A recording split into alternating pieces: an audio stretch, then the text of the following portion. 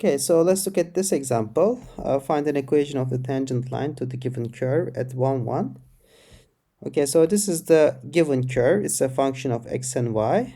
So what we do is we take the derivative of both sides with respect to x.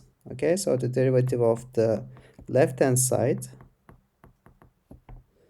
xy minus y squared, equals the derivative of the right-hand side, which is 0. So when we take the derivative of the left-hand side, we have to use the product rule. So it's the derivative of x times, so 1 times the sine term plus x times the derivative of sine term is cosine.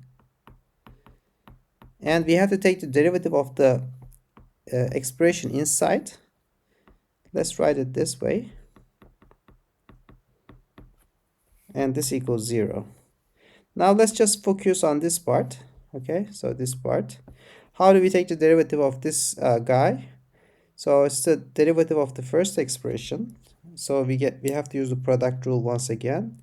So derivative of x times y plus x times the derivative of y, which is y prime, minus the derivative of y squared. Now this term is 2y times y prime. So remember that we are treating y as a function of x. Okay, y is not constant with respect to x. Okay, so we have this expression. Now we have to use the point x and y equals 1, 1. So we plug in x equals 1 and y equals 1. So this is sine x times y minus y squared plus 1 times cosine. So this is 0, right? And the final term is 1 plus x times, what is x? X is 1. 1 times y prime minus 2 times y prime. And this equals 0.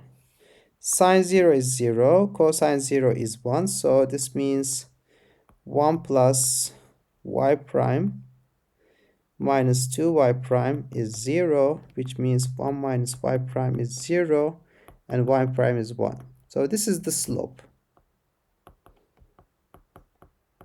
Once we get the slope, we can write the equation for the tangent line as y minus the y value, which is 1, equals slope times x minus the x value, which is 1.